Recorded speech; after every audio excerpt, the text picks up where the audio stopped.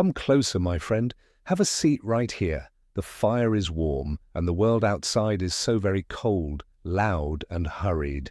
I look at you and I see a fire in your eyes, a fire to succeed, to build, to accumulate. I know that look intimately. I used to see it in the mirror every single morning when I tied my silk tie and headed down to Wall Street. Over my long life, I have seen fortunes made in the blink of an eye, and I have seen those exact same fortunes vanish before the sun went down. But let me tell you a secret that they do not teach you in business school. The greatest tragedies I ever witnessed were not the financial crashes. No, the greatest tragedies were the men and women who gained the whole world but completely lost themselves in the process. Today we are going to talk about the hidden cost of the money you are chasing. We are going to talk about the 5 undeniable signs that you are trading your very soul for a paycheck. Let me take you back to a time before algorithms and high-frequency trading machines ruled the world. I was a young, hungry man working on the bustling trading floors during the great bull market of the 1980s. The air was thick with smoke, sweat, and blind ambition. My desk was right next to a man named Arthur. Arthur was brilliant. He could read the tape better than anyone I ever knew. When the market whispered, Arthur heard a shout. He had a beautiful wife, 2 young children, and a booming laugh that could light up the gloomiest Monday morning. But as the market climbed higher and higher, the stakes grew larger. The firm offered massive, life-changing bonuses for the top producers. Slowly, day by day, I watched the light fade from Arthur's eyes. He stopped talking about his daughter's piano recitals and only talked about his portfolio. He stayed late, then he started sleeping under his desk to catch the opening of the Asian markets. I remember the crash of October 1987. Black Monday. The Dow Jones dropped over 22% in a single day. The trading floor was pure chaos. People were screaming. Grown men were crying, watching millions evaporate into thin air on the glowing green screens. I looked over at Arthur amidst the panic. He was not crying. He was not screaming. He was just staring at his screen, completely hollow like a ghost. His accounts were wiped out, his clients ruined. But the real, soul-crushing tragedy was that when he finally picked up the phone to call his wife for comfort, the line was disconnected. She had left him months ago, taking the children, and he had been too busy chasing the next trade to even care. The market had finally taken his money, but Arthur had freely given it his soul long before that terrible day. Core lesson. This brings us to the absolute core of our time together today. Listen to me carefully. Money is a tool. It is a brilliant, necessary tool that can build hospitals, feed families, and provide peace of mind. But the financial market and the corporate world at large is a wild, ravenous beast. It has no memory, it has no conscience, and it certainly has no loyalty to you. If you tie your human value, your happiness, and your moral compass to the fluctuations of a market or the size of a corporate paycheck, you are building your magnificent house on sinking sand. Let us look at the 5 signs that you might be making the exact same fatal mistake my friend Arthur made. Sign number 1, you no longer recognize the face in the mirror. I do not mean getting older. Wrinkles and grey hair are a beautiful gift of time. I mean the person behind the eyes. When you compromise your deepest values, your morals, and your integrity just to hit a quota, secure a promotion, or close a lucrative deal, a tiny piece of your humanity dies. You start doing things you once swore to yourself you would never do. You sell financial products you know are toxic. You push risks onto unsuspecting clients to secure your own quarterly profit. You lie by omission. If the person you have to be at work is a total stranger to the innocent child you once were, you are not making a living. You are trading your soul. Sign number 2, your financial wealth is growing, but your relationships are completely bankrupt.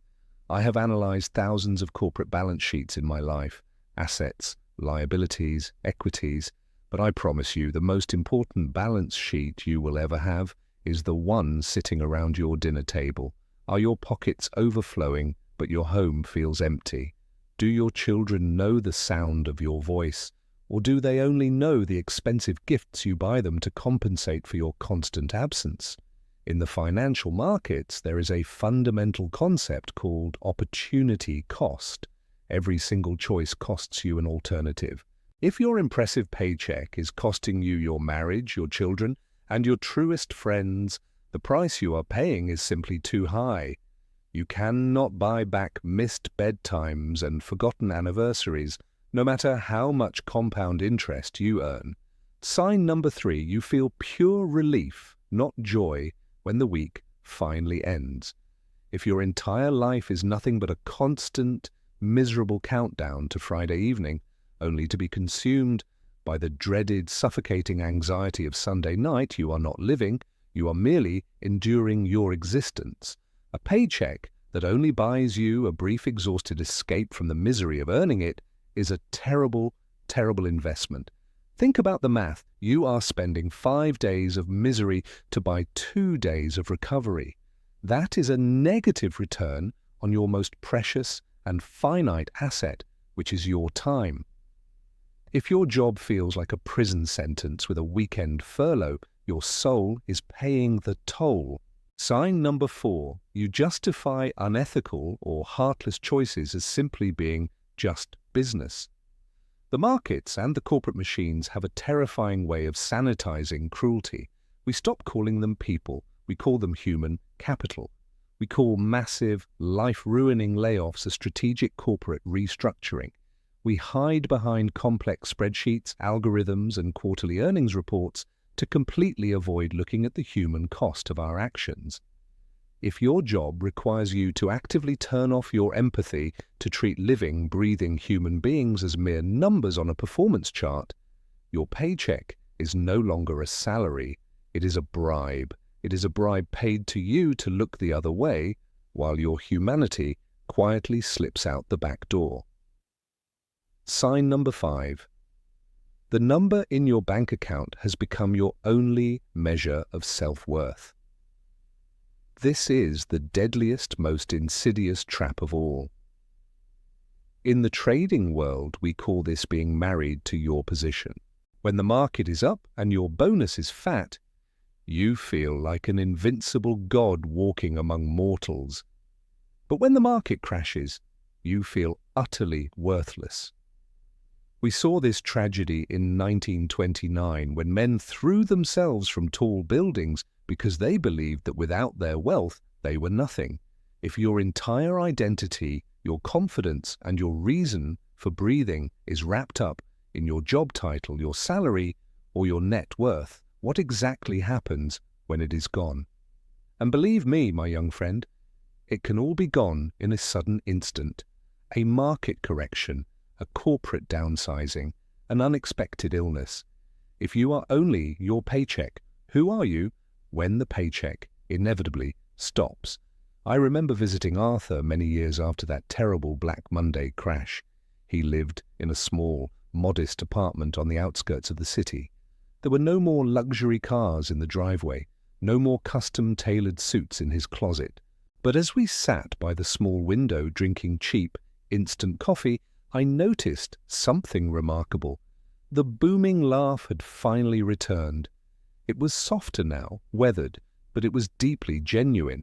He told me that losing everything was the most agonizingly painful experience of his entire life, but it was the only way he could ever afford to buy his soul back. He had slowly reconnected with his estranged daughter. He was working at a local community center, teaching financial literacy to folks who had nothing. He had absolutely no fortune to his name, but for the first time in decades, looking at his peaceful face, I realized he was truly, immensely rich. He looked at me with tears welling up in his old eyes and said, "I spent 20 years trying to ruthlessly conquer the market, only to realize the market was conquering me.